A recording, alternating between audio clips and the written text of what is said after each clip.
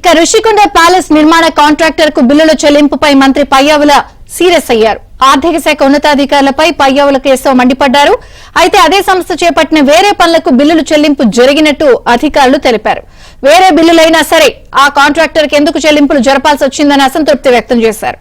చెల్లింపుల కోసం ఎవరైనా సిఫారసు చేశారా లేక సొంత నిర్ణయమా అంటూ అధికారులను మంత్రి ప్రశ్నించారు. సీఎం లేదా తన దృష్టికి తీసుకురాకుండా బిల్లులు చెల్లింపులు జరిపితే తీవ్ర పరిణామాలు ఎదుర్కోవాల్సి వస్తుందని వార్నింగ్ ఇచ్చారు. ఋషికొండ కాంట్రాక్టర్ కి సంబంధించి బిల్లుల చెల్లింపు జరిగినట్టు తెలిసిన అంశంపై మంత్రి పయ్యావుల కేశవ్ చాలా సీరియస్ అయ్యారు. బిల్లులు ఎందుకు చెల్లించాల్సి వచ్చింది, ఎవరైనా సిఫారసు చేశారా, కాంట్రాక్టర్ కి ఎందుకు జరపాల్సి వచ్చిందని తీవ్ర అసంతృప్తి వ్యక్తం చేశారు. పూర్తి వివరాలు ఏపీ బ్యూరో చీఫ్ రామారావు అడిగి తెలుసుకుందాం. రామారావు.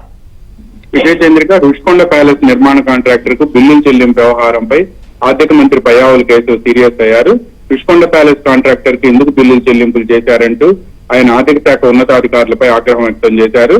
ఋషికొండ ప్యాలెస్ కాంట్రాక్టర్ కు బిల్లులు ఎందుకు చెల్లించారో వివరణివ్వాలని కూడా ఆయన కోరారు. ఋషికొండ ప్యాలెస్ నిర్మాణ పనులు బిల్లులు చెల్లించలేదని అధికారులు కేశవ్ కు వివరణ ఇచ్చారు. అదే సంస్థ చేపట్టిన వేరే పనులకు బిల్లులు చెల్లింపు జరిగినట్టు కూడా అధికారులు ఆయనకు వివరించారు. వేరే బిల్లులు అయినా సరే ఆ కాంట్రాక్టర్ కు ఎందుకు చెల్లింపులు జరపాల్సి వచ్చింది అని చెప్పి ఆయన తీవ్ర అసంతృప్తి వ్యక్తం చేశారు. గతంలో ఒకసారి చెప్పినా వినుకుంటే ఎలా అంటా కూడా మంత్రి పయ్యావుల కేశవ్ అధికారులపై అసహనం వ్యక్తం చేశారు. అసలు ఆ కాంట్రాక్టర్ జరిపిన చెల్లింపుల వివరాలు, ఏ పనులకు బిల్లులు చెల్లించారో నివేదిక ఇవ్వాలని కూడా ఆయన అధికారుల్ని ఆదేశించారు.